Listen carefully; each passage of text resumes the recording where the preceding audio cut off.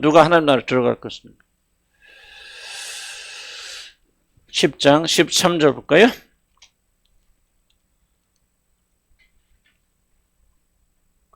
사람들이 예수께서 만져주심을 바라고 어린아이들 데리고 오매 제자들이 꾸짖거늘 예수께서 보시고 노하여 이르시되 어린아이들이 내게 오는 것을 용납하고 금하지 말라.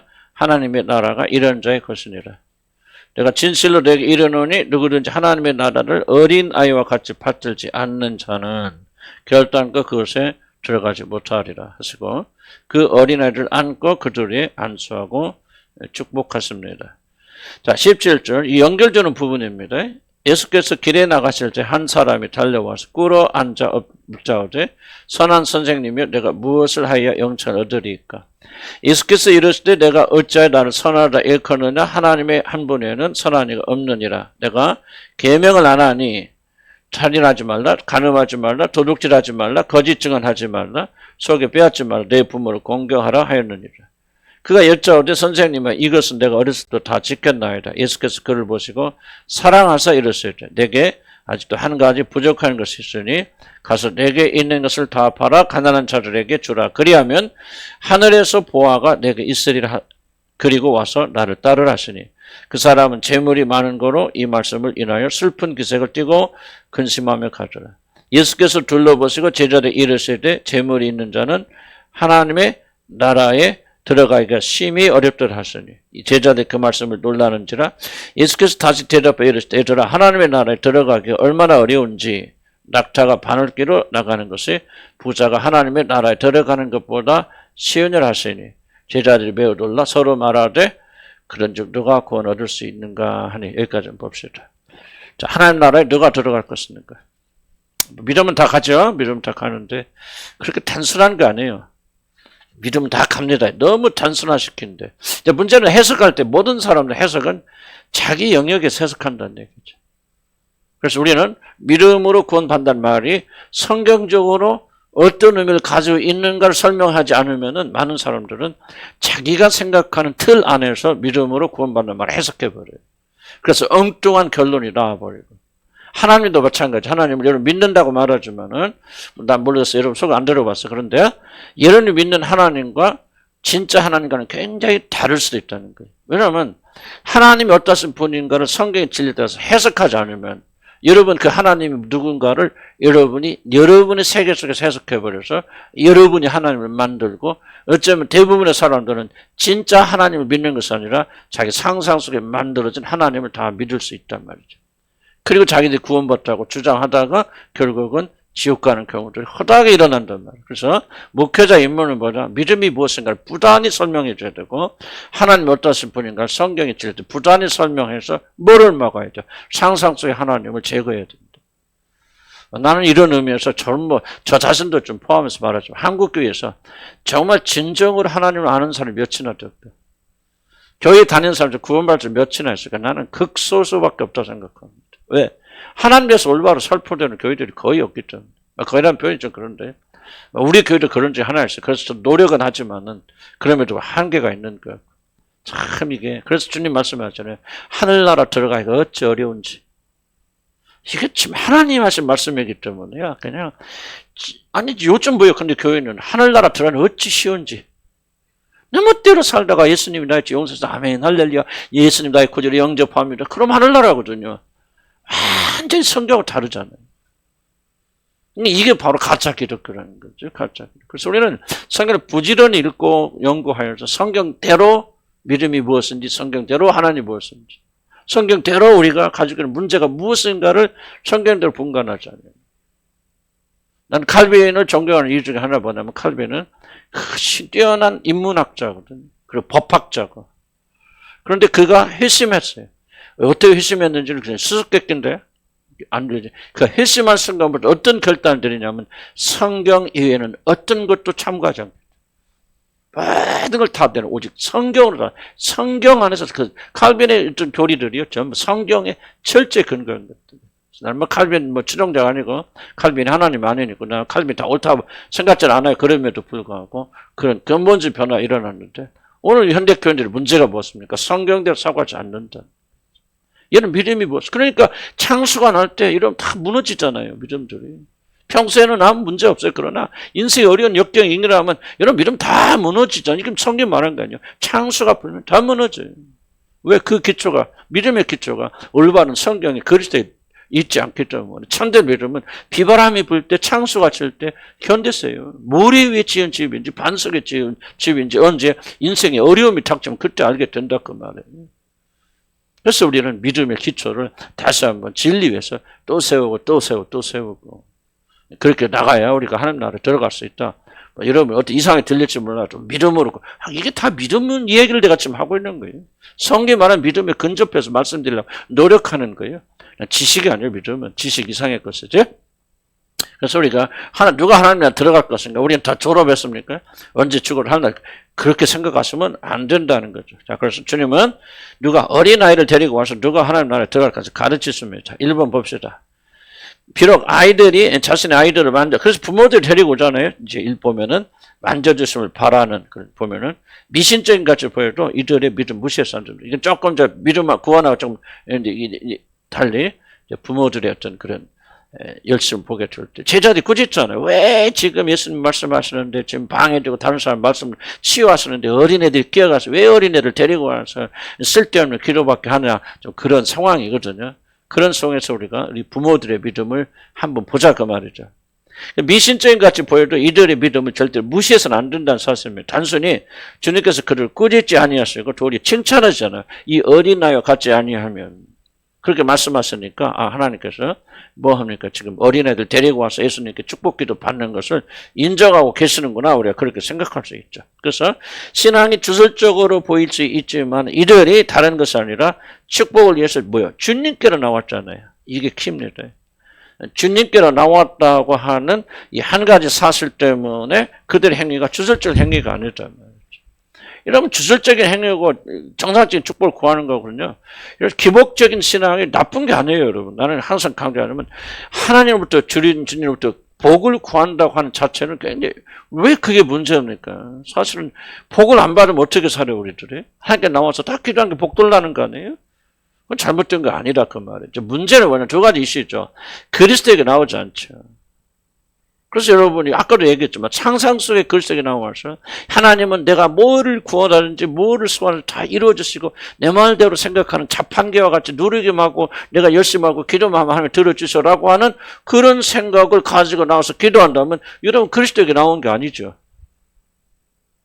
여러분의 상상 속에 하나님 나가는 거 미신 속에 나가는 그 주술이죠. 그리고 여러분을 구하는 모든 것들이 물질적이고 세상적인 거라면 세상을 사랑하지 말라고 그러는데 세상에서 사랑해서 우리 세상의 것만 추구한다고 그게 주술적인 것이지. 그리스도에게 나와서 올바른 축복을 구하는데 왜 그게 기복입니까?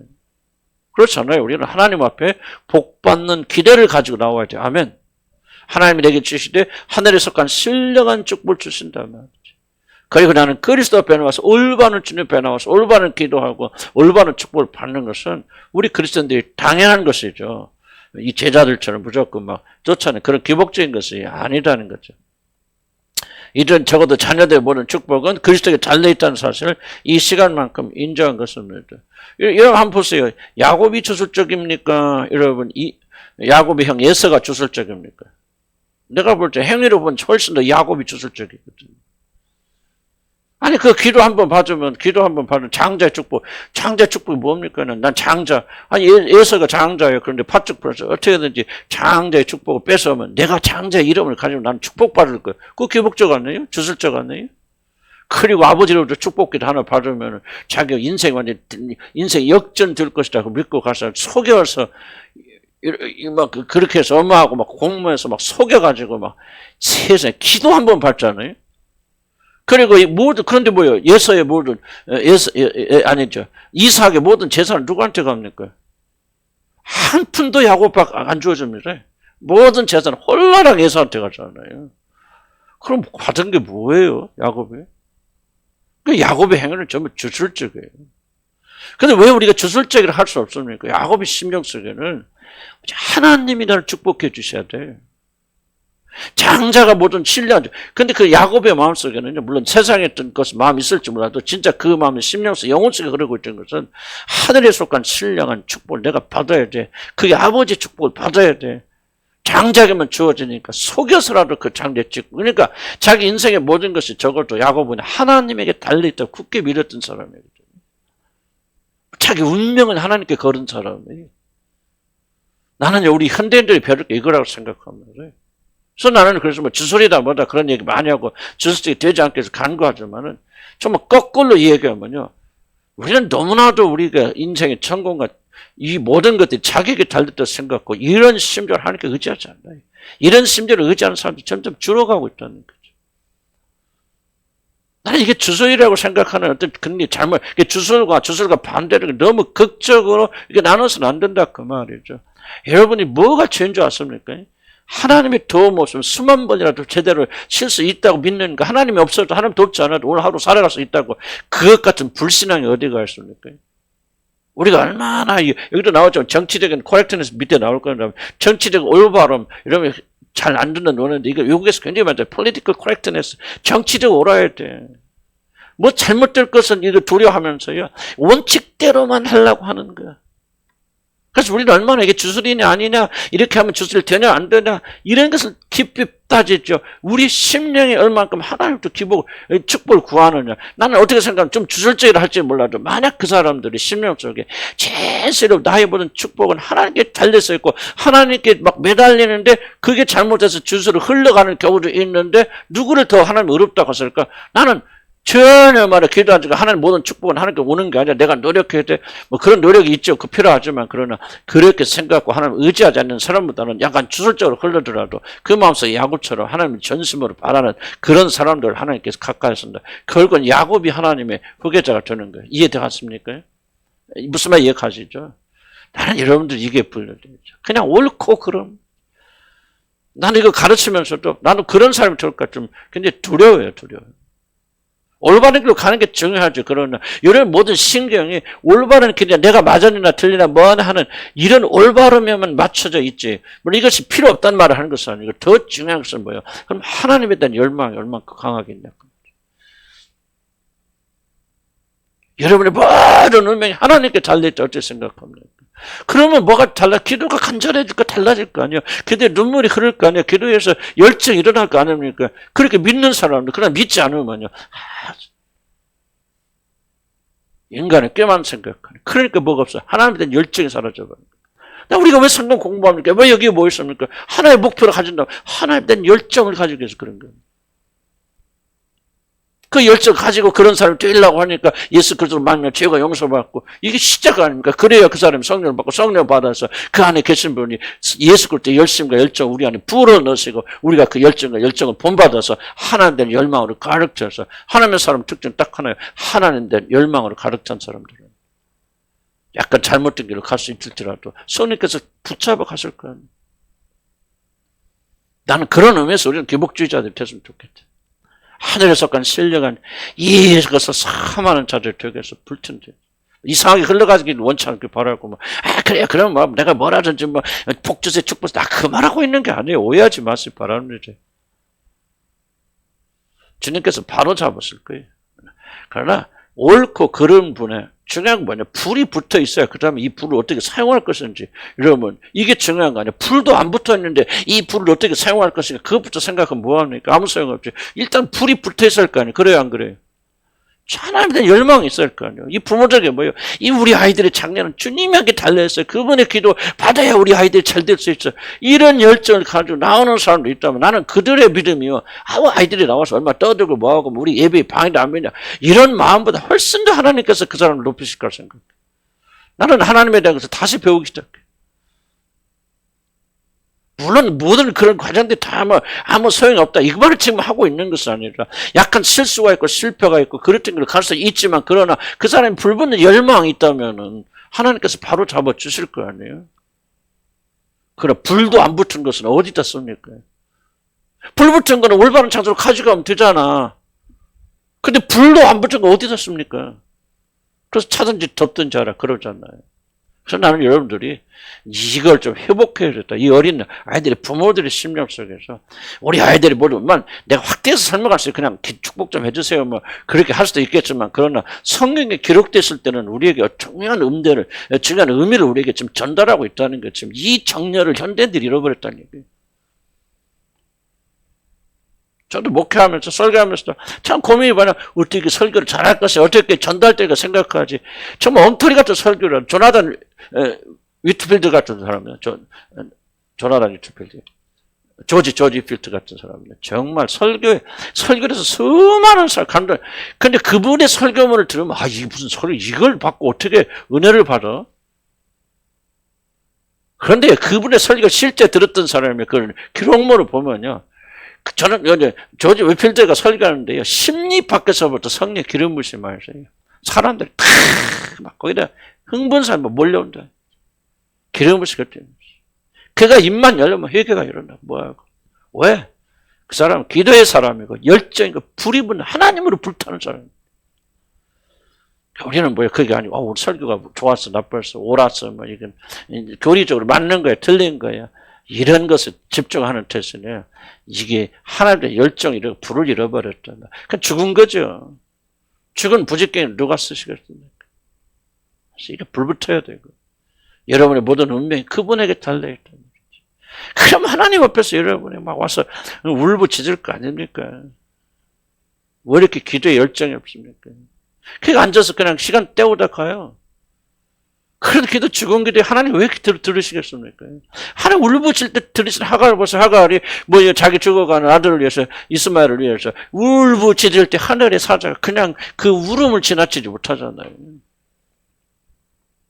열망이 없고 눈물을 잃어버렸어. 이미 여러분 죽은 거예요. 그 기도는 죽은 기도에 하나님 안 듣습니다. 옳고 그러면 간심하잖아요. 이게 바로 정치인들이에요. 그래서 정치가들이 하는 이게 오름이라 해서 정치를 political 이란 말을 쓰는 거예요. 정치가들이. 속은 어쩌는 겉만 괜찮으면 안 되니까 이게 바로 여러분들이 그냥 목회 자녀들 교육자 집안에서 자라는 사람들이 계획적으로 겉만 올라고 나도 그렇게 자라나니까 속은 어떻게 돼도 그냥 겉만 문제가 없으면 이게 바로 하나님이 여기서는 가증스럽게 여기는 전형적인 사람들 하는 저 같은 사람들. 그러니까 이게 속이 불타야 돼. 하나님이 아니면 안 된다. 이 열정이 있어야 돼요. 머리 좀 그만 굴리고. 난 여러분 그래서 그런 불타는 사람 잘못돼 나오면 성령이 바로 잡아 나가시는 거예요. 난 그래서 이 부모 어린아이를 데리고 부모를 갖춘 믿음을 좀 우리가 본받기를 난 주의로 간절히 축복합니다. 자, 2번 볼까요? 제자들이 어린아이를 꾸짖으니까 주님께서 이들을 물리치실 것을 구한 이유는 이들이 하나님 나라에서 아무것도 아니라고 생각하기 때문에. 바로 이 생각이에요. 그러니까 여기서 어린아이는요, 단지 어린아이라 하지 말고 사회적 소유자라고. 교회에서도 무시당하는 사람도 있잖아요. 뭐 돈도 없어. 예를 들자면 가난해. 맨날 문제만 일으켜. 말썽만 일으켜. 다 이런 사람들이 어린아이거든요. 왜 이 어린아이들을 우리가 무시하고 이러면 물리치려고 그럽니까? 이들은 아무것도 아니라고 그렇게 생각해요. 하나님 나라가 도대체 뭔지 몰라서 그러는 거예요. 이들은 자신들의 문화가 그렇게 여기듯이 하나님의 나라에서는 아이들, 상징적으로 작은 소유자들 그렇게 중요하지 않다는 차별대의 마음이 있기 때문에 차별대의. 이게 바로 하나님 앞에서 굉장히 잘못되죠. 목사들도 자연스레 그랬잖아요. 이 사람은 열심히 헌신하고 헌금도 잘하고 중요하게 여기고 야곱보다 똑같은 이야기 하는데 이 사람들은 차라리 없으면 좋겠다. 있으면 더 신경 써야 되고 뭐야 되고. 그래서 우리도 자연적으로 목사들도 마음속에 차별대하는 마음이 있어요. 왜 없겠어요? 나도 왜 없겠어? 그런 마음을 싸워서 이기는 것이지. 이런 마음이 그냥 아주 하나도 없다. 그건 거짓말이에요. 바로 이걸 지금 주님 말씀하시는 거예요. 그럼 왜 그렇게 하느냐? 이들이 하나님의 나라에서 별거 아니라고 그렇게 생각하기 때문에 실제적으로 어린 아이들도 무시하게 되는 거고 그런 자를 사회적 약자들을 우리가 무시하게 되는 거 아닙니까? 자, 그 다음에 하나님 나라는 땅의 나라와 다른 가치로 움직입니다. 땅은 세상적으로 높은 위치에 있는 사람, 부하고 영향력이 큰 사람을 높입니다. 그러나 하나님의 나라에서는 이와 반대입니다. 어리고 작은 자, 하늘나라에서 가장 중요합니다. 가난한 자, 병든 자 같이 사회적으로 소외된 자를 가볍게 여기지 않습니다. 그래서 신명기 한번 읽어볼까요? 시작. 고아와 과부를 위하여. 하나님은 항상 그들을 변호하시고 보호하고 지켜주시는 편에 썼습니다. 자, 출애굽기 너는 과부나 고아를 해롭게 하지 말라. 자, 스가랴 봅시다. 시작. 과부와 고아와 나그네와 궁핍한 자를 압제하지 말며 서로 해하려고 마음에 도모하지 말라 하셨어요. 그러니까 아버지의 마음은 항상 사회적 소유자, 약자들에게 가 있다는 거죠. 이 모든 말씀들은 하나님께서 사회적 약자를 얼마나 중요하게 여기시는가를 우리에게 가르쳐 줍니다. 우리는 어린아이들 이와 같이 무시할 수 있습니다. 아이들이 무엇을 알겠느냐 하면서 그들이 주님께 오는 것을 무의식적으로 우리가 막을 수 있습니다. 아이들 뭘 알았으면 아이들 예배 방해도 시끄럽고 뭐하고 그런 여러 가지 원인을 통해서 아이들이 주님께 오는 것을 막을 수 있죠. 물론 이것은 내가 통제를 전혀 할 필요가 없다. 그런 말 하고 있는 거 아니야. 이런 통제 필요하지만 혹시라도 우리 마음의 중심 속에서 어린 아이들 이런 식으로 생각하기 때문에 그들이 주님께 나오지 못하게 한다든지 예배 드리지 못하게 한다든지 하는 것들은 우리가 무의식적으로 지금 이 죄를 범할 수 있다는 거예요. 어른들이나 사회적 강자들이 주님께 나가는 것을 방해한다고 생각하기 때문에 우리들의 영적인 유익을 위해서 그 아이들의 영적 유익을 희생시키는 것이죠. 그래서 왜? 애들은 아무것도 아니야. 하늘나라에서 아무것도 아니야. 라고 그렇게 세상적인 구조로 그들을 해석하기 때문에 그렇다.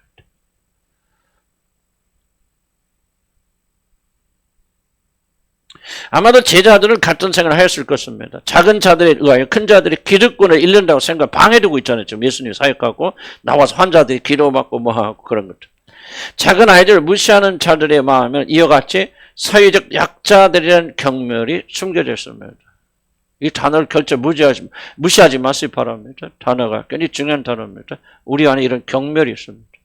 이렇게 자기 행동에 대해서 이런 단어들을 쓰지 않으면 이런 것을 버리려고 하지 않습니다. 그래서 단어가 굉장히 중요해요. 네이밍이 굉장히 중요합니다. 경멸하는 마음이 있습니다. 이런 마음은 하나님과의 관계에 큰 방해를 가져옵니다. 왜냐하면 이러한 생각은 자신은 영적으로 굉장히 중요한 사람이라고 여기는 그런 교만이 숨겨져 있기 때문에. 그래서 영적으로 중요한 내가 영적으로 중요하지 않은 사람들 위해서 희생하려고 하잖아요. 그래서 여러분이 예배 드리고 이런 은혜 받았다고 합시다. 중요한 질문은 그 은혜가 무슨 의미가 있습니까? 아무 의미가 없거든요. 하나님이 그런 자에 은혜 주시겠으면 안 줍니다. 그리고 그 사람이 은혜 받았다. 이게 바랄까만 환상 속에서만 작용해요. 뭔가 내 에고가 높여졌다는 것이지 반드시 하나님의 은혜가 임하여서 그 사람이 낮춰졌다는 생각이 안 됩니다. 하나님 은혜가 은혜면 이런 거꾸로 생각하지 않습니까? 아버지가 중요하게 여기는 사람들을 중요하게 여길 거 아닙니까? 사회적 약자들에 더 깊은 관심을 가지고 어린 아이들 하나라도 더 예배를 드리고 싶은 그런 열망으로 가지고 있을까? 변화돼야 되죠. 그게 바로 은혜가 아니겠습니까?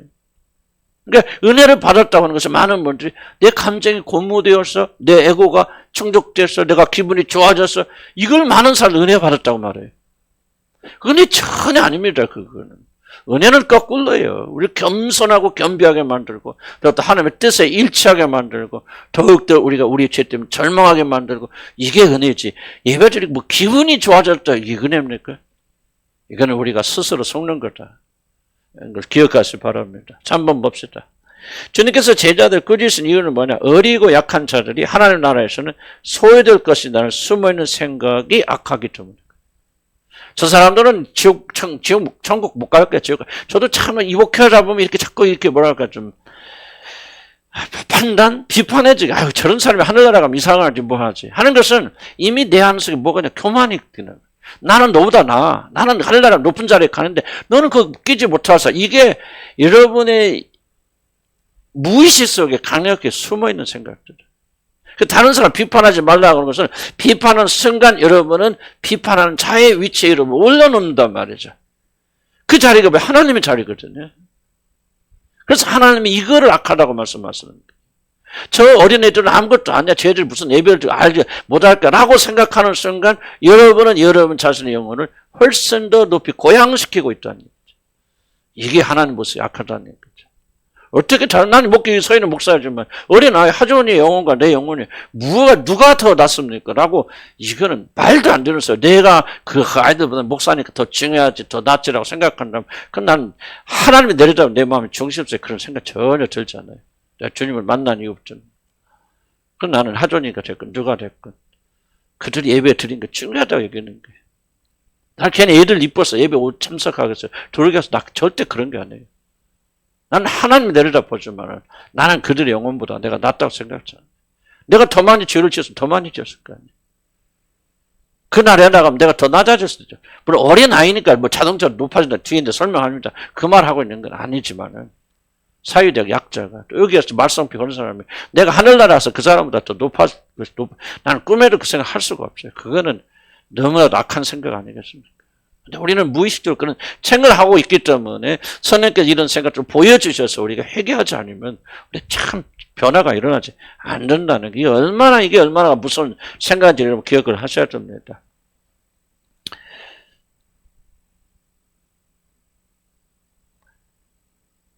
자, 이와 같이 이들은 약자들은 결국 하나님에 들어가지 못하고 자신들이 의로운 자들이 그날에 주인공이 될 거라는 착각을 하기 때문입니다. 전혀 하나님이 벌써 다른 생각하고 있죠. 여러분이 그날에 들어가지 못할지 어떡합니까? 여러분이 무시하는 그 사람이 훨씬 더 높은 자리에 있을 누가 합니까? 아무도 모르는 거예요. 그래서 우리는 겸손해야 돼. 그리고 약자들 무시하면 안 되고 멸시하면 안 됩니다. 이들이 생각과는 달리 하나님의 나라는 이러한 약자들의 것입니다. 하나님의 나라에는 이러한 자들이 더 높은 자를 알 것이고 하나님 나라에 가보면 이 세상에서 전부 다 그래서 이 왕의 잔치에 참석한 자들 쩔뚝발이들 병신들 도둑놈들 장기들 그런 자들 다 데리고 오잖아요. 이런 하늘나라가 없어요. 누가 바로 그런 사람들이 다 그 자리에 앉아있어요. 하나님의 말씀 심각하게 생각해야 돼요. 죄와 결함이 많고 우리들이 평소에 무시했던 사람들이 다 하늘나라 들어가 있을 겁니다. 자, 물론 이것은 이제 중요한 거예요. 그러나 이것은 어린아이나 사회적 약자나 문제를 가진 자들이 자동적으로 그날에 주인공이 될 것이다. 그 말하고 있는 거 아니에요. 이런 자들이 하늘나라에 많이 있겠지만은 그럼에도 불구하고 그들이 사회적 약자이고 어린아이이기 때문에 자동적으로 그날에 들어간다는 말 아니에요. 오해하면 안 됩니다. 그래서 주님은 하나님 나라를 어린아이들과 같이 뭐 하지 않냐면 받들지 아니하면 말 첨가하세요. 받들지 아니하면. 그러니까 어린아이이기 때문에 하늘나라 가는 것이 아니라 어린아이들 같이 어린아이가 하나님 나라를 그렇게 받들기 때문에 그 나라에 들어가는 거예요. 사회적 약자이기 때문에 하나님 나라에 들어가는 게 아니고 뭐 도둑놈이 깡패고 창녀이기 때문에 하나님 나라에 들어가는 게 아니에요. 그런 자들이 하나님의 나라를 어린아이처럼 받들기 때문에 그 나라에 들어가는 거예요. 이해갑니까? 그럼 뭐가 다릅니까? 그런 사회적 약자들은 자기들의 결정과 연약함이 있기 때문에 어린아이들의 특징이 있기 때문에 순수하게 하나님 나라를 받들기가 더 쉬워진다는 얘기예요.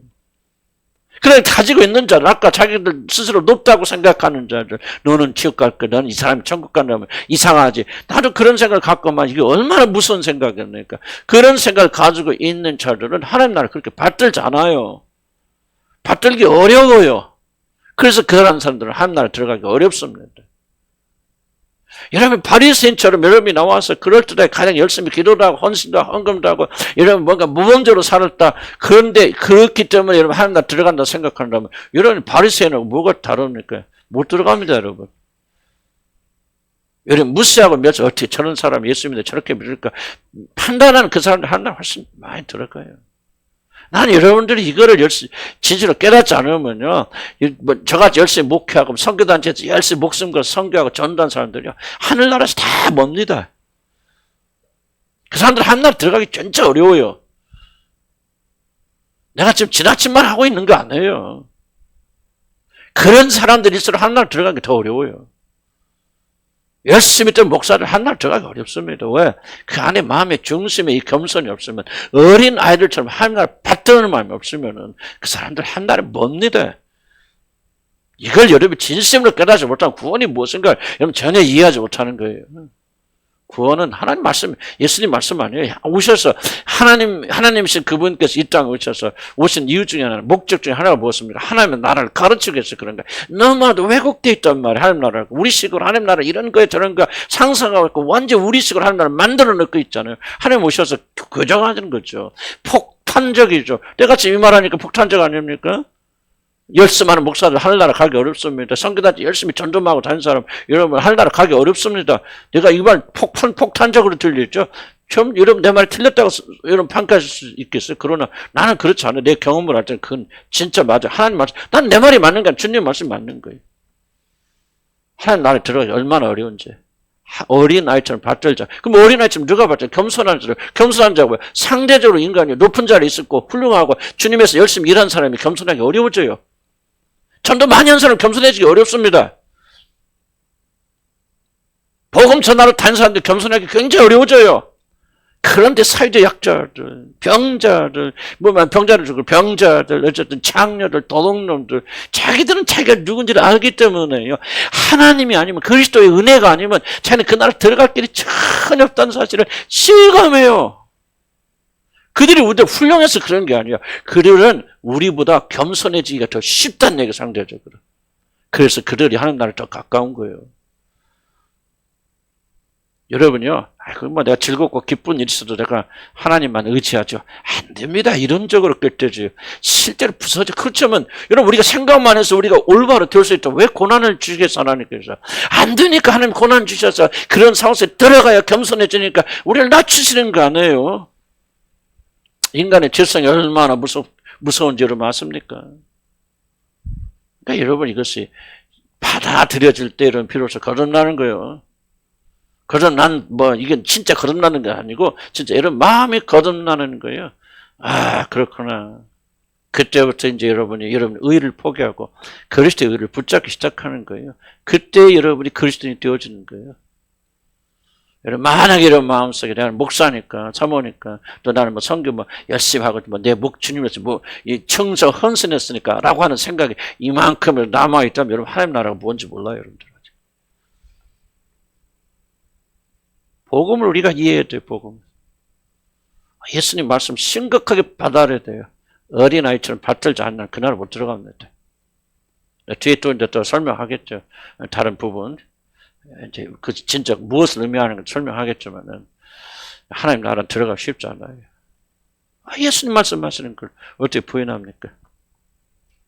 사회적 약자, 교회에서 연약한 자들이 그 문제 자체 때문에 그런 거 아니다. 상대를. 그런데 사회적 약자이면서도 교만해, 겸손하지 않아요. 그럼 하나님 나라 들어가요? 못 들어가요? 못 들어갑니다. 똑같죠. 아까도 인간적인 방식으로 자기 만족을 추구하는 자들, 사회적 약자이면서 그걸 이용해서 하나님께 나가는 것이 아니라, 남편과 아내 속에서 문제가 있으니까 그걸 틈타서 그 기회를 타고 더욱더 하나님께 나가는 것이 아니라, 어떻게 수단과 방법을 가리지 않고 내가 내 부족한 걸 사람을 통해 채우겠다. 그 사람 하나님 나라를 멀지요. 어린아이들 다 가는 게 아니에요. 어린아이들 마음을 가져야 되고, 그 나라만을 받드는 마음이 있어야 된다는 거죠. 어렵습니다. 그래서 주님은 부자가 달라 들어가기 어렵다고 그랬고, 물론 이를 또 하나님 나라 들어갈 수 있지만, 그러나 자신의 의지하는 모든 것들을 버려야 됩니다. 이게 중요합니다. 그러나 사회적 약자들은 버릴 것이 상당히 적습니다. 그래서 쉬운 거예요. 이들이 잘나서 그런 게 아니에요. 사회적 약자들 믿음이 좋아서 그런 게 아니에요. 상대적으로 버릴 것이 작아서 버리는 게 쉬워요. 이게 그들의 장점. 이게 가난한 자들의 복이에요. 이게 바로 부자들의 저주입니다. 그래서 부자 청년이 왜 구원받지만 돌아가면 이것 때문인 거예요. 포기할 게 너무 많았기 때문에 그래요. 우리는 가난한 거 감사하게 여겨야 돼요. 문제가 많은 거 감사하게 이렇게 사는 걸 기쁘고 즐거워하고, 그리고 이 기회를 틈타서 하나님께 나가야 되죠. 그냥 세상 거를 취하해서 발버둥 치면요, 여러분은 이렇게 좋은 기회를 가지고 있음에도 불구하고 그 앞에서 여러분이 빵치는 거예요.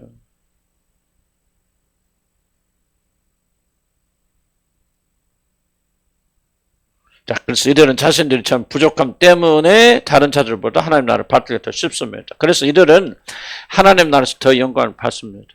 그러면 영혼을 바라보는 사는 자들은, 이걸 이해하는 자들은 하늘나라에 높임 받을지 모르는 작은 자들을 멸시하지 않고 더 존귀하게 여겨야 됩니다. 왜 우리가 어린아이들 굉장히 존귀하게 여겨야 됩니까? 여러분, 하늘나라 가면 내가 하준이를 뭐라고 부를까요? 하준아, 이리 와라! 그럴까?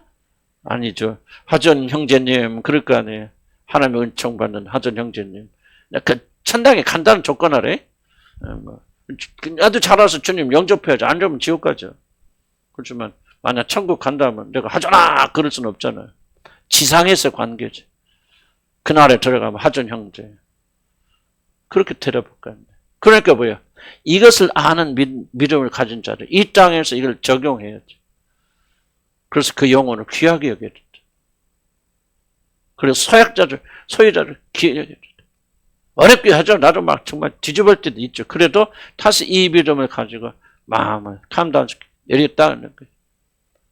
그러면서 다시 노력할 주님 힘을 주시고, 사랑할 주님 힘을 주시고, 판단하지 않도록 도와주시고, 그렇게 하나님께 도움을 구하는 것이죠. 그러면서 이렇게 나가는 거예요. 4번. 우리 주님께서는 이 시간을 통해서 아주 중요한 진리를 하나 말씀하셨는데 그것은 하나님의 나를 어린아이처럼 받들지 않으면 결단 그 날에 들어가지 못한다는 사실입니다. 구원은 단지 복음을 알고 입술의 고백으로 단순하게 얻어지는 축복이라고만 생각하는 자들은 주님의 가르치심을 만날 때마다 충격을 받게 될 것입니다. 자, 문제부터. 무슨 문제냐면 우리는 한 구절을 전체로 해석한다는 거죠. 누군지 나를 믿는 자는 영생을 얻었고 심판에 이르지 아니하는 이미 영생을 얻었도다 하고 예수를 주로 고백하는 순간 그것이 모든 것이 그렇게 된다라고 말하죠. 근데 문제는 뭐냐, 그 말 틀린 말 아닌데 뭘 잘 해석해야 되지만은 그 말 하나를 가지고 성경 전체를 해석하는 오류를 보면 안 된다는 얘기예요. 그래서 무엇을 의미하는지 구원이 어떤 것을 총체적으로 성경 전체를 다른 구절도 똑같은 권위를 가지고 있잖아요. 성경에 기록되어 있기 때문에. 그럼 반대되는 말을 한다 할지라도 그 반대되는 말이 이 지금 말하는 예수를 믿게 하는 구원을 얻으려고 하는 이 말과 동등한 권위를 가지고 있다는 얘기죠. 그래서 우리는 이걸 같이 보고 같은 가치에 놓고 이 구원이 무엇인가 이해를 해야 되는데 한 구절, 우리에게 이익이 되고 쉽고 편한 거, 언제든지 한번 예수를 주라고 고백하면 우리는 어떤 일에도 천국하고 지옥까지 않습니다. 이 한 구절이 우리에게 편하다는 이유 때문에 모든 전체를 이 한 구절을 가지고 해석하는 것이 바로 이단이라는 거예요. 그렇지 않죠? 이것과 반대되는 말을 하였다면 믿음이 무엇인가를 정의해 주잖아요. 이 모든 걸 가지고. 이걸 가지고 정확적으로 구원이 무엇인가 이해해야 올바른 구원에 도달하게 되는 것이지 그렇지 않으면 안 된다 그 말이에요. 그래서 이해합시다. 뭐를 이해합니까? 일단 주님 입에서 나왔죠. 여러분들이 하나님의 나를 어린아이처럼 받들지 아니하면. 그럼 어린아이처럼 받들다는 뜻이 무엇입니까? 이게 다음에 나는 부자 청년에 의해서 말씀하는 거예요. 사람의 힘으로 안 되지만 하나님 하실 수 있는 일이라 하는 것을 뭐를 설명하냐? 삭개의 사건을 가지고 설명해 줍니다.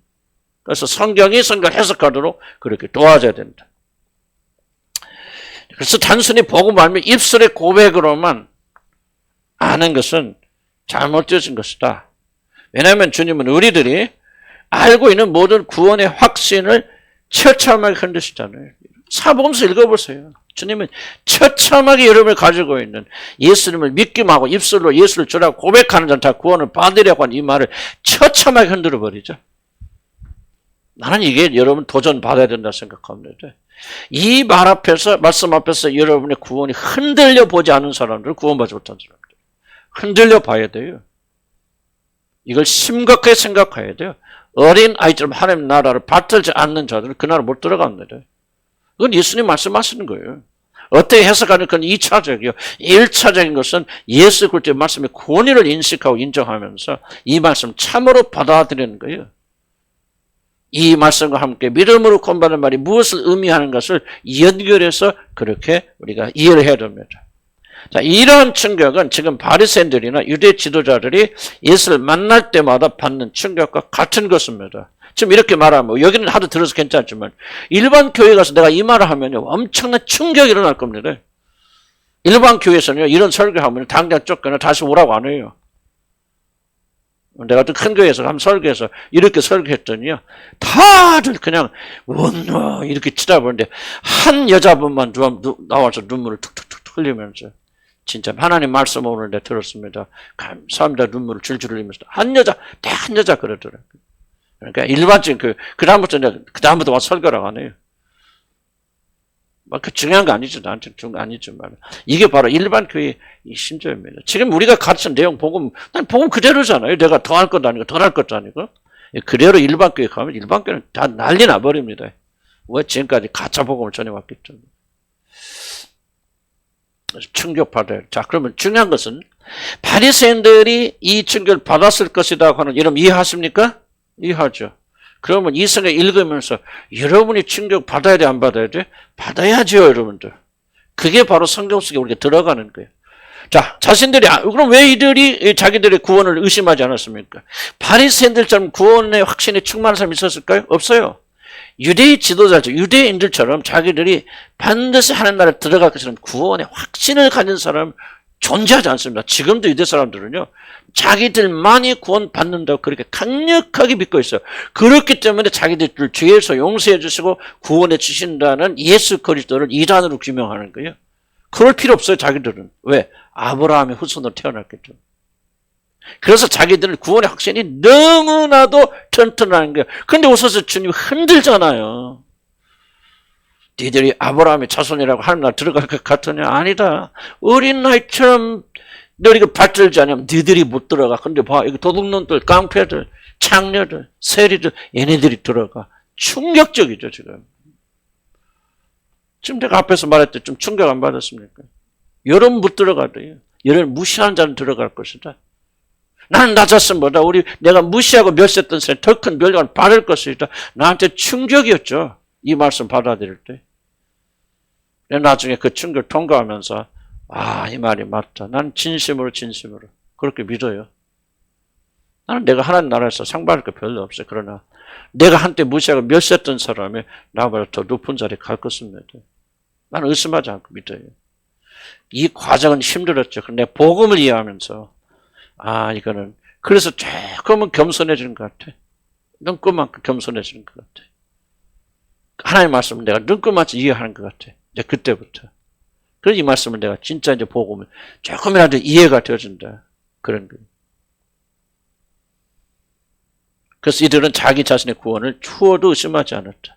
그러나 주님은 니고데모를 향해서 뭐라 합니까? 네가 거듭나지 않으면 하나님 나라를 보지 못할 것이라고 말씀하셨고 충격이죠. 제자들 향해서 어린아이들 같이 받들지 않으면 볼 것이다. 그다음부터 하나님 나라는 아무나 들어가는 것이 아닙니다. 힘써도 들어가지 못할 자가 많습니다. 주님 말씀하시죠. 여러분 권위를 인정하셔야 돼요.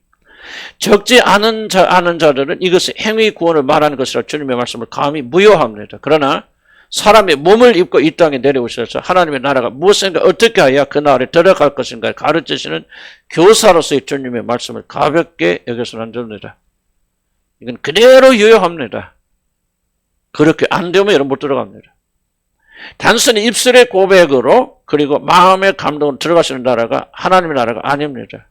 어린아이처럼 하나님의 나라가 아니면 아무것도 바랄 것이 없고 의지할 것이 없기에 모든 걸 다하여 그것을 바라고 찾고 구하는 자들만이 결국 그 나라에 찾아게 될 것입니다.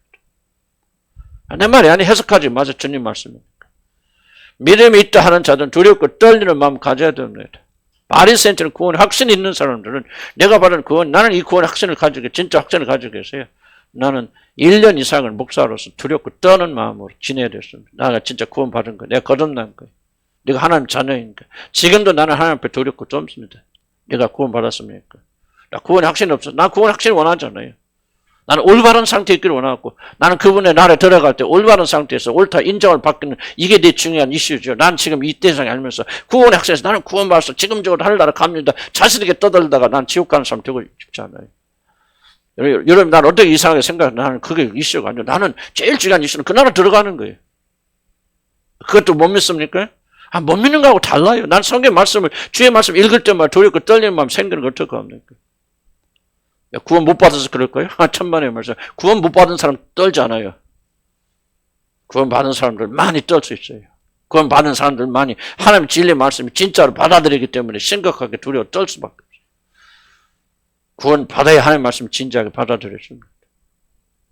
이거 복음과 여러분이 아는 복음과 다른 게 아니에요. 뒤에 가서 다 설명도 많이 들으셔서 이해하겠지만요. 다시 한번 점검에 들어가는 거예요. 여러분 두려움, 여러분 구원받던 증거가 무엇입니까? 두렵고 떨리는 마음으로 그런 두렵고 떨리는 마음이 없어요. 그럼 어떻게 구원받았다고 말씀하십니까?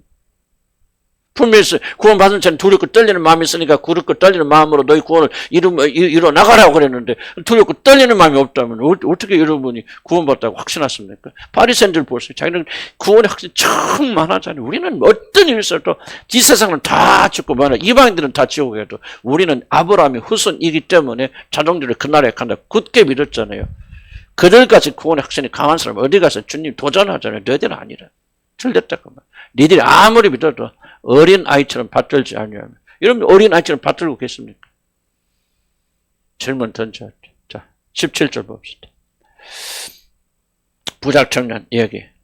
하나님의 나라를 어린 아이처럼 받든다는 말 도대체 무슨 뜻인가를 이제 부자청년에서 봅니다. 자, 하나님의 나라를 어린 아이처럼 받든다는 말 뜻이 무엇입니까? 이제 주님은 한 부자청년 예를 통해서 하나님의 나라를 받드는 것이 무엇인가 가르쳐 주십니다. 한 사람 젊은 관원이 길에서 달려나와서 내가 무엇을 하여서 영생을 얻으리까 질문합니다. 이 사람 매우 진지하게 영생을 탐구할 뿐만 아니라 영생을 얻기 위하여 진지하게 싫다는 사람인 것입니다. 이게 보세요. 모범적인 사람이에요. 계명 다 지킵니다. 그리고 진지하게 나와서 무릎을 꿇으면서 뭡니까? 진지한 태도죠. 바리새인하고 다른 자세죠. 바리새인은 무릎 꿇으면서 선한 선생님 안 그러죠. 근데 이 사람 무릎을 꿇으면서 예수님께 어떻게 영생을 얻을 수 있겠습니까? 나는 단순히 자기 자랑하기 위해서 나온 사람이 아니라고 생각해요. 진지하게 영생을 구한 사람이에요. 그리고 진지하게 그 영생을 이룰 길을 걸어가는 사람이에요. 그래서 십계명을 완전히 지키고 있잖아요. 그래서 주님도 그를 보시고 사랑하는 마음을 가집니까? 그의 진지한 뜻에 있었기 때문에 사랑하는 마음을, 바리새인 보면서 주님이 사랑하는 마음을 가졌다고 안 하잖아요. 2번 보면 주님은 진지하게 영생을 추구하는 젊은이에게 먼저 십계명에 관한 것부터 시작하십니다. 잘 읽어보셔야 돼요. 주님의 질문 이상한 것이 아닙니다. 십계명이 주어지는 것은 그것을 지키는 자는 그대로 살기 때문입니다. 신명기 보면 누가 보면 이 말씀도 행하면 반드시 살리라. 그래서 우리에게 율법을 주신 것은 율법을 완벽하게 지키면은 예수님을 통하지 않고도 구원받습니다.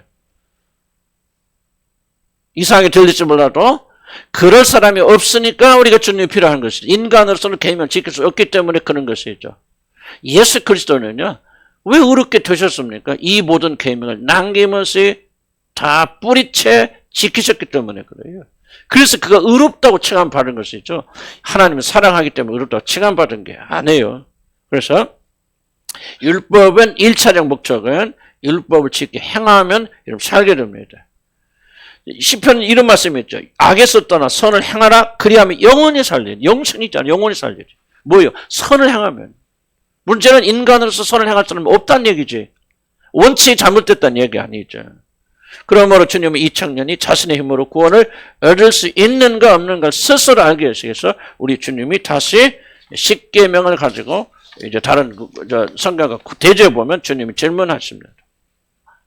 그래서 이 청년은 4페이지 자신 있게 이 모든 것을 어려서 지켰다고 그렇게 대답하죠. 이렇게 대답한 청년이 사랑스러웠습니다. 영생을 얻기 위하여 하나님의 법도를 열심히 지키는 것을 하나님 기쁘시게 해요. 영생을 얻기 위해서 하나님의 계명을 진지하게 대하는 이 청년을 보시고 우리 주님은 그를 사랑하신 것입니다. 성경 요한복음 무슨 말씀입니까? 나의 계명 지키는 자라야 나를 사랑하는 자니. 그러니까 하나님에 대한 사랑, 영생에 대한 사랑이 이 자녀에게 있었다는 거 없다는 거예요? 있었다는 거죠. 3번. 그렇다고 해서 이 사람의 구원을 받기 충분한 거 아니다. 이게 굉장히 충격적인 도전입니다. 이 정도의 사람인데도 구원받기 충분한 거 아니에요. 그래서 주님은 다음 질문, 2번 질문으로 넘어갑니다. 그런데 주님의 첫 번째 질문을 잘 관찰해 보면은 주님은 십계명 중 4번째부터 마지막까지 즉 하나님의 관계된 것이 아니라 사람의 관계된 계명만을 먼저 언급하시고 의도적으로 사람이 지키기 가장 쉬운 계명 네 부모를 공경하라 쉽잖아요. 그 뒤로 싹 빼죠. 그래서 맨 마지막 순서 보시면요. 네 부모를 공경하라 하는 것을 주님은 맨 마지막에 놓습니다. 그래서 이 계명 주님이 물어본 질문, 첫 번째 질문은 너 인간에 관계된 계명을 다 지켜보냐. 의도적으로 1계명에서 3계명 빼버리십니다. 예수님. 성경 보면 뭔 말인지 몰라요? 아는 척 이렇게 해야지. 멍하고 있으면 이 사람 듣는 거 안 듣는 건지. 지금 뭔 생각하고 있는지 몰라. 내 생각하면 지금 저 사람들 지금 듣고 있는 거지. 어디 지금 3000% 생각 빠져나가고 질문하신다? 그렇죠. 그러니까 여러분 뭐합니까? 그러니까 이 청년이 의기양양하죠. 이런 벌써 이런 믿음 체크할 때 뭐로 체크합니까? 바로 이거 아니에요? 여러분 정말 이 사람이 엄마 아빠한테 잘하는가 못하는 그것도 못하는 분들 계시지만은 내 부모 공경하라는데 그것도 못하는 분들 내 부모 공경하라서 다 밟아도 웬만한 사람 밟아든지 뭐 남의 거 도둑질 하냐 안 하냐 뭐 이웃의 아내를 탐내 안 되냐 전부 송사리만 갖고 아우 나는 믿음이 좋아 나는 구원 받은 게 틀림없어 난 이렇게 하나님을 사랑해 그렇게 다 자화자찬하지 않아요? 안 그래요? 무의식 속에서 안 그래요? 실제 그것도 못 지키는 사람도 있을 수 있잖아요. 뭐 내 부모 공경하라. 막 좋을 때는 막 그러지만 부모 어려울 때는 막 죽는 신용하잖아요. 그러니까 여러분, 계명 하나도 못 지키는 거예요. 우리는 이 청년하고 여러분하고요, 수전차가 확 나요. 여러분들이, 이 청년 믿음 없다. 그런 말씀 하지 마세요. 여러분들이요, 이 청년하고 여러분하고 수전차 확 납니다. 지금 여러분 부모 제대로 공경합니까? 속된 말로? 유산 받을 거는 막 여러분 생각, 왜 안 주세요? 막 그렇게 달리지만, 부모가 어렵고 힘들 때 가서 막 그렇게 헌신합니까? 막 낑낑대고 무슨 막 훈장이나 막 받는 것처럼 그렇게 하고 있고, 또 부모 어려운 일 할 때는 막 그냥 온몸을 다 비틀고 난리죠. 여러분요, 십계명중 하나도 제대로 못 지켜요. 저와 여러분이 구원받은 건 기적 중에 기적, 은혜 중에 은혜죠. 이 부작 청년하고 여러분 비교조차 안 돼요. 그런데 이 부작 청년이요, 뭐라고 말합니까? 내가 어려서부터 다 이걸 지켜. 훌륭한 사람입니다, 이 부작 청년. 여러분하고 우리하고 비교가 안 되는 사람이 사람은요, 어렸을 때부터 하나님의 말씀을 붙잡고 산 사람이에요. 이런 사람이 천국에 가면 누가 천국에 가겠어요? 이걸 여러분 이해를 봐야 돼요. 왜 충격입니까? 이런 사람이 구원 못 받고 돌아가잖아요. 충격이죠. 나는 여러분들이요, 여러분의 구원의 근거를 조금 옛날에 이렇게 나쁜 짓은 이제 안 해요. 좀 덜 싸워요. 분노가 사라졌어요. 좀 착한 마음이 생기고, 누가 좀 불쌍하고 긍휼적인 마음이 생겨요. 이런 부자 청년하고 비교해 보세요. 여러분 쪽도 못 쓰죠. 어렸을 때부터 다 흠없이 문제없이 지켰던 사람. 여러분 어쩌다가 조금 교회다 보니까 나이 드니까 성질 좀 덜 내고 분노 좀 덜하고 좀 여러분 시기 질투 좀 덜하고 조금 나아졌는데, 여러분 나 같은 사람이 천국 안 가면 누가 갈 것이냐고 그렇게 생각 안 합니까?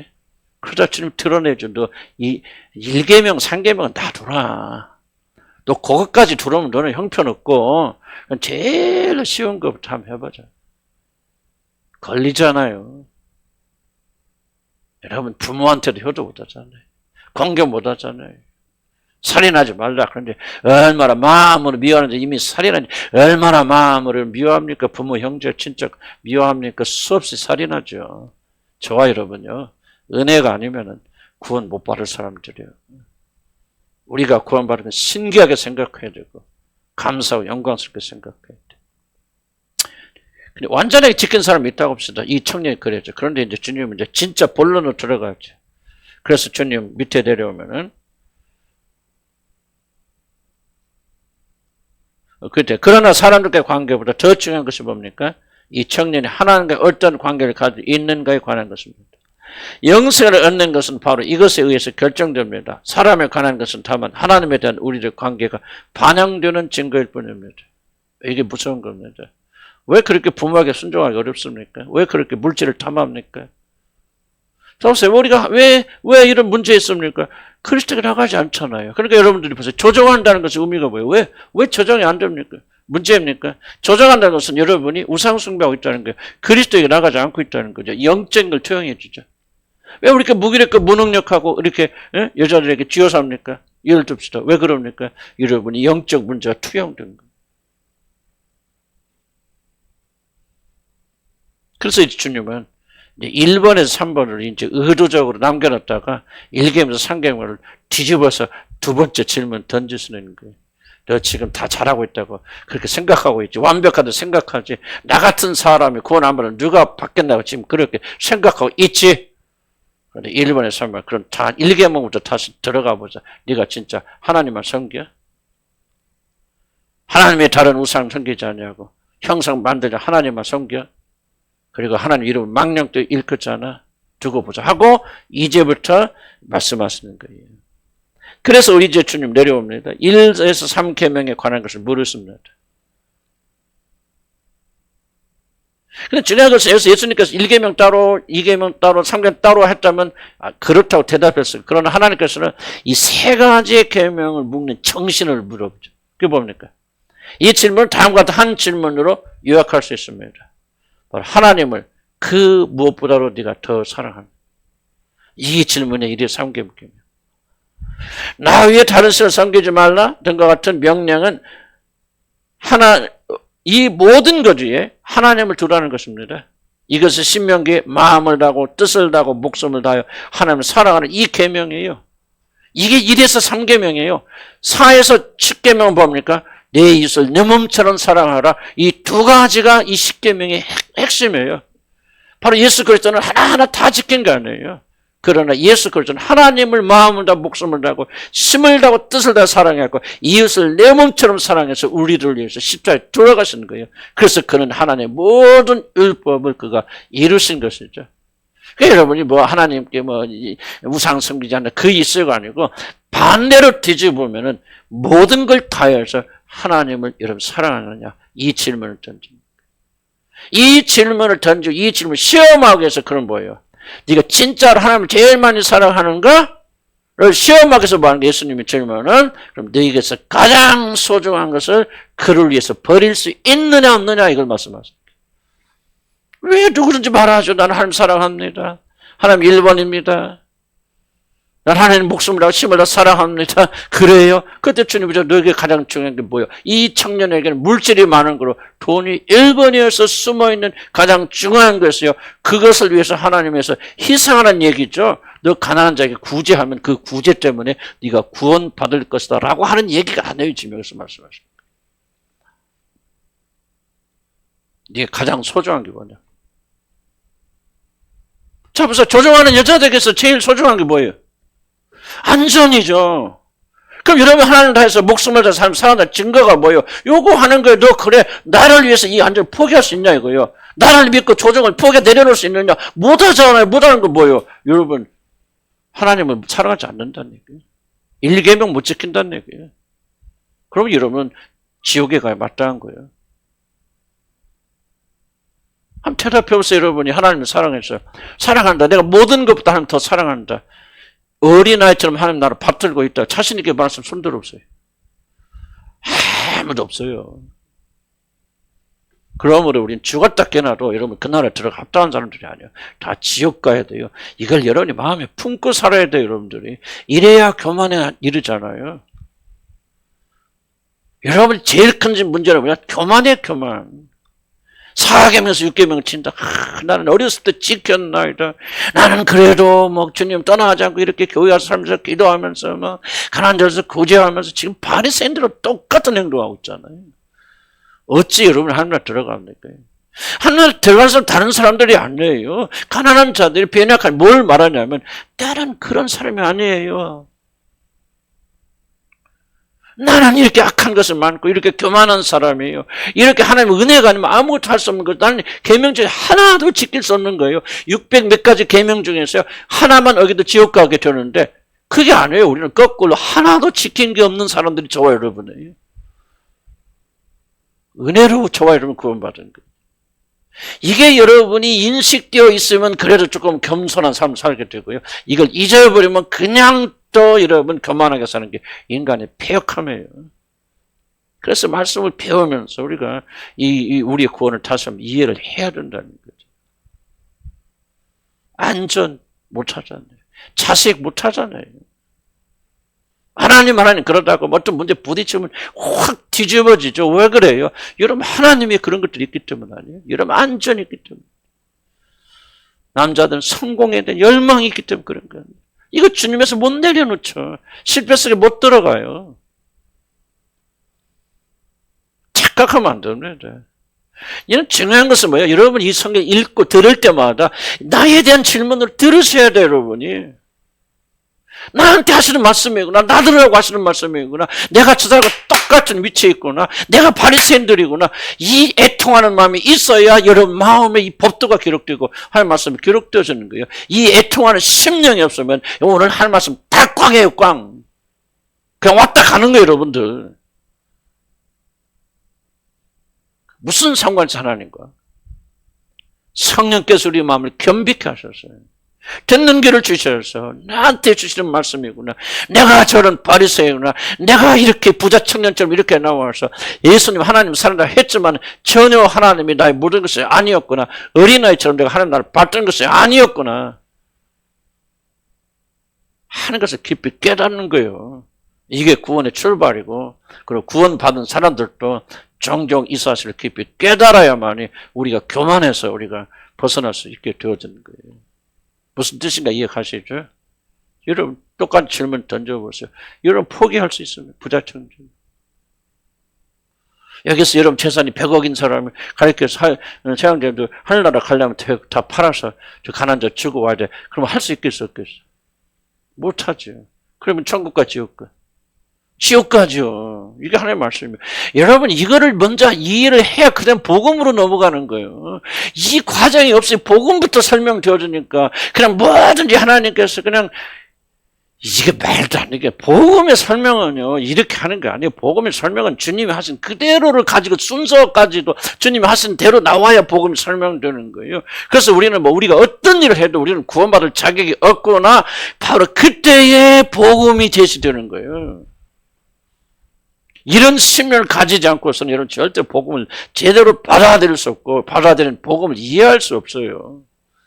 그러니까 교만해지는 거예요.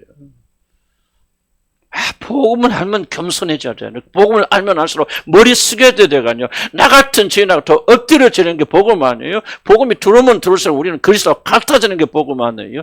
왜 복음을 알면서 왜 이렇게 교만해집니까? 사실 복음을 모르기 때문에 그래요. 복음을. 주님 말씀 잘 따라가야 돼요. 여러분이 구원 받았어도요. 여러분이 더 깨져요. 깨지는 만큼 복음을 이해하게 됩니다. 깨지는 만큼 달라져. 깨질 만큼 변화가 되는 거. 이게 복음의 역사, 복음의 이 능력이고 이 능력이 없으면 우리는 죽은 자들이 된다는 거죠. 그래서 이 청년은 뭐야? 희생할 수 없었죠. 버릴 수 없었어요. 결과는 뭐야? 마음을 다하고 목숨을 다하고 힘을 다하고 뜻을 다하여 하나님을 섬기지 못해요. 그래서 그는 구원받지 못하고 돌아갑니다. 바로 저와 여러분이 그렇죠. 돌아가야 됩니다. 자, 그래서 이것은 5절 보면, 5페이지 보면, 하나님이신 그리스도의 마음에 기쁜 탄식을 불러일으킵니다. 재물이 있는 자가 하나님 나라에 들어가기 얼마나 심히 어렵도다. 하나님 탄식이죠. 영생을 얻기 위해서 그들이 자기 가진 것을 희생하지 않아요. 그럴 믿음이 없어요. 자, 5번 봅시다. 영생을 사모하여서 인간에 관한 모든 규정을 다 지킨 이 젊은 청년이 물질의 풍요, 즉 세상을 사랑하는 마음에 사로잡혀서 영생의 길을 포기합니다. 이것을 보고도 하나님의 나라에 들어가기 어렵다는 말을 반박하는 자를 이해하기 쉽지 않습니다. 그리고 왜 아까 가난한 자들이 쉽다고 했어요? 포기하기 적으니까. 상대적으로 쉽죠. 그래서 그들은 쉽게 포기할 게 없으니까 그냥 받아들이면 되는 거예요. 근데 이 포기하기 많은 분들은 안 된다고 말이죠. 자, 이것은 인간 안에 있는 세상이나 세상의 것들을 사랑하는 마음이 얼마나 끈질긴가. 심지어 영생을 추구하면서도 영생을 붙잡기 위해 모든 걸 버리지 못한 인간의 탐심이 얼마나 강한 것인가. 구원받은 이후에도 이러는데 구원받기 이전에 얼마나 강했습니까? 그래서 우리는 구원받기에 전혀 적합하지 않은 사람들이다 라고 하는 그런 생각을 하셔야 됩니다. 이 청년은 하늘을 사모하지만 어린아이들처럼 그렇게 받들지 못합니다. 천국이 필요하지만 천국이 없어도 이 가진 재물이 있으니 자신은 얼마나 견딜 수 있다는 생각이 결국 이 청년으로 하여금 천국 문 앞에서 되돌아서게 만든 것입니다. 그래서 여러분 우리가 교만하고 겸손하지 못하면요 하나님께서 다 부수십니다.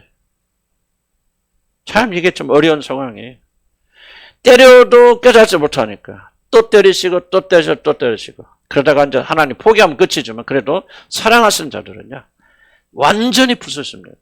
그래야 그 영혼을 겨우겨우 얻으실 수 있기 때문에. 난 여러분들에게 간곡히 부탁, 지혜가 무엇입니까? 그렇게 얻어 터지고도 뭘 깨닫지 못해 사람들이. 아니 여기 와서 10년 이상 들어도 못 깨달아요. 하나님의 손이 멈추지 않습니다, 여러분들.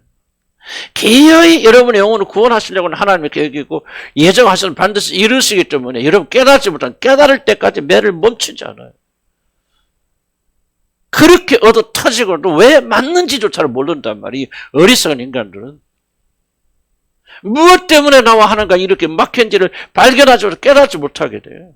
그래서 지속적으로 고난 속에 살다가 그렇게 죽어갈 수밖에, 뭐 하늘나라 가면 다행이겠죠. 그러나 어쩐 그런 비참한 삶을 살 수밖에 없단 말. 도대체 이 하나님 뭐예요? 내게 돌아오기를 원치 아니합니다. 그런 한탄을 주님이 말씀하시는 거잖아요. 인간의 탐욕이 얼마나 큰가를 좀 보여주겠다. 그래서 가진 재물이 있으니 이 물질을 가지고 있는 한 무엇을 의지하고 있는 하나님이 의지하지 않으니까 하나님께 다 부숴버렸습니다.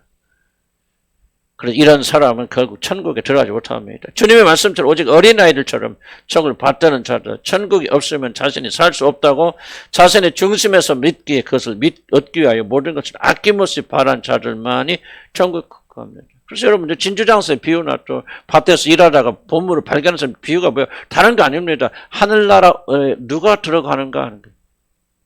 공통적인 특징 주님이 계속 강조하는 거예요. 무엇을 말씀하세요? 하늘나라를 아무나 가는 게 아니다. 어린아이처럼 밭드는 자. 그 다음에 보물을 발견하고 그 보물의 가치를 발견했기 때문에 자기 전 재산을 팔아서 그 보물을 소유한 자. 진주를 만났기 때문에 자기 모든 걸 다 팔아서 그 진주를 사는 자들만이 그 나라에 들어가고 그 나라의 주인공이 된다 그렇게 말씀하시는 거예요. 대충 우리는 세상 것 막 먹고 마시고 살고 세상 것 살다가 그냥 예수님이 나 이제 용서해서 믿습니다 할렐루야 하면 그래서 가는 나라가 아니라는 거예요, 여러분들. 그런 나라가 아니라는 거예요. 성경 말하잖아. 너희들이 하나님 나라를 어린아이처럼 받들지 않으면 결단 그 나라에 들어가지 못하리라.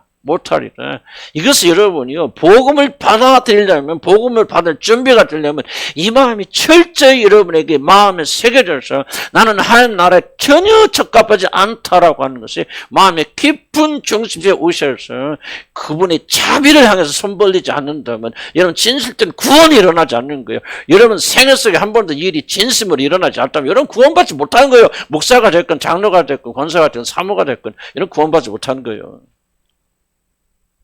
이런 자들에게만 하나님 나라를 선물하십니다. 그리고 이렇게 구원받은 자들은 완전히 새로운 존재로 바꿔지는 거예요. 새로워지. 물론 완전한 인격적으로 바꿔진다 뜻은 아니에요. 많은 시간이 걸려서 또 연단되고 거룩한 성화의 길을 가야 되지만 그러나 존재는 온전히 다른 존재가 되어지는 거예요. 여러분 복음을 받을 때 이것이 없기 때문에 값싼 복음을 전하기 때문에 자, 보세요. 그냥 값싼 구원 전하고 주를 위해서 일하라. 근데 값싼 구원 받으면 자기가 받은 것만큼 일하죠. 열심히 일한다면 다른 목적 때문에 일하는 거예요. 주님 때문에 일하는 게 아니에요. 주님의 사랑 때문에 일하는 게 아니에요. 그런 그것을 다른 목적을 가지고 열심히 하는 거죠. 그냥 끝에 가보세요. 주님이 다 인정하지 않잖아요. 참된 복음에 이르려면요, 이 주님이 말씀하신 그대를 받아들여야 돼요. 복음서와 예수님의 가르침이 전혀 모순되지 않습니다, 여러분들. 주님이 올바른 길을 가르치고 있고, 그리고 이것을 좀 뭐니까 그 바울이나 다른 사도들이 설명해주고 있는 거 이것을 도대체 믿음이 무엇인가를. 그래서 여러분은 이런 식으로 하는 날 받들자면 하는 날 들어갈 수 있다 없다? 없다. 이것이 성경의 가르침이다. 자, 6번 봅시다. 이 선은 실제로 어려움을 가져다 줍니다. 왜냐하면 구원을 받은 자들 중에서 도대체 몇 명이나 이런 상태에 도달했을까? 그렇다면 이 몇 사람은 지옥을 다 지옥에 간단 말이니까 실제적 질문들이죠. 그래서 여기서부터 복음이 필요한 거예요. 여기서도 나와야 복음이에요. 전에 미리 나오면 안 돼요, 복음은. 여기서 나와야 돼요. 이 모든 일을 우리 주님이 우리 대신 성취하셨습니다. 그리스도는 하나님의 나라를 어린아이처럼 받드신 분이십니다. 이걸 이리 간과하면 안 돼요. 아버지를 목숨을 다해 사랑하셨고 죽기까지 그분의 뜻에 순종하셨습니다. 하늘나라를 어린아이처럼 받드셨어요. 아버지와 하나님 나라를 모든 것 위에 두셨죠.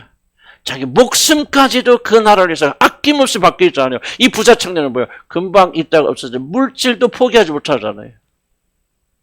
우리는 물질은 아니지만 다른 모든 것들을 그렇게 포기하지 못하잖아요. 이런 편함, 안전, 무엇이 됐든지 간에 못하는데 우리 주님은 목숨까지도 아낌없이 그럴 필요가 없는 하나님이신 그분께서 아버지 뜻에 복종하기 위해서 사람이 되셔서 우리 대신 죽으시고 그러셨잖아요. 왜?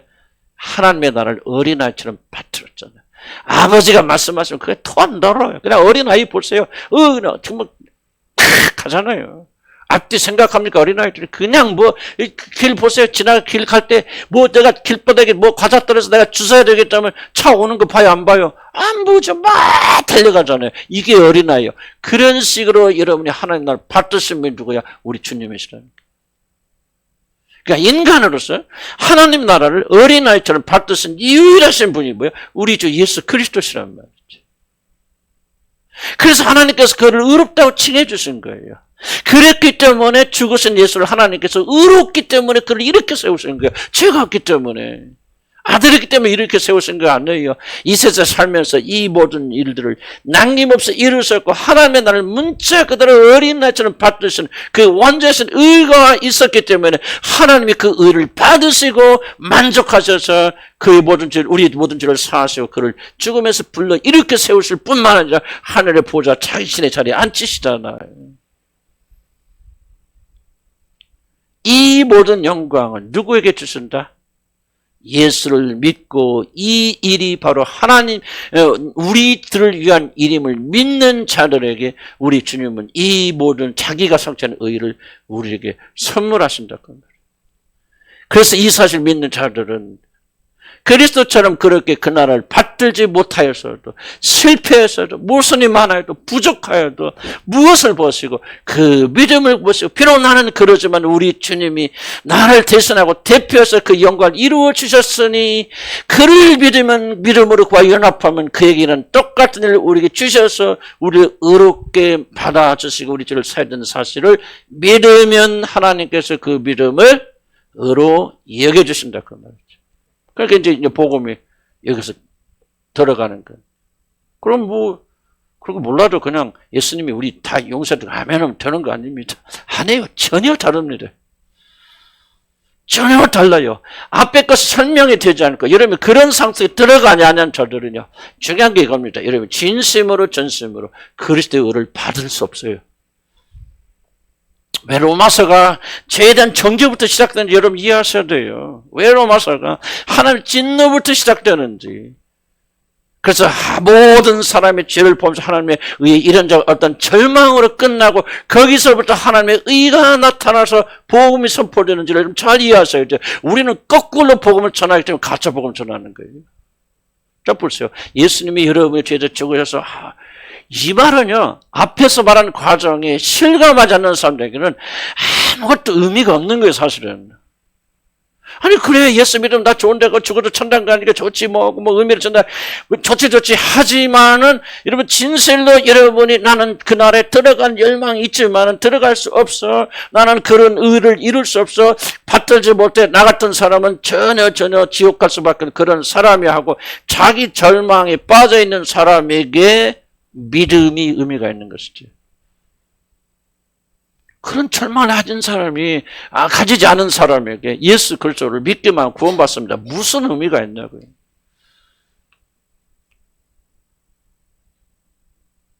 그래서 우리들이 잘못된 순서로 복음을 듣고 받았기 때문에 우리 삶에 변화가 일어나지 않은 거예요. 외적 변화 말하는 거 외적 변화, 내적인 변화, 손적인 변화가 일어나서 이 내적인 변화가 외적으로 표현되는 믿음이 하나님과의 관계가 행위를 만드는 참된 구원의 역사 일어나지 않은 거예요. 내가 그리스도인이 되었고 어떤 단체에 속했으니 그 단체에서 하는 대로 열심히 따라가니 내가 무슨 구원받고 하나님 자녀처럼 그렇게 생각하는 바리새인들이 만들어지는 거예요. 참된 구원의 복된 소식이 열려면은 오늘 여기서 말한 말씀을 직면해야 돼요. 하나님 나를 어린아이처럼 받들지 못하면 우리는 그날에 전으로 들어갈 수 없고 그러므로 나는 하나님 십계명에서 하나라도 제대로 지킨 게 있으면 말해보세요, 여러분들이. 없어요.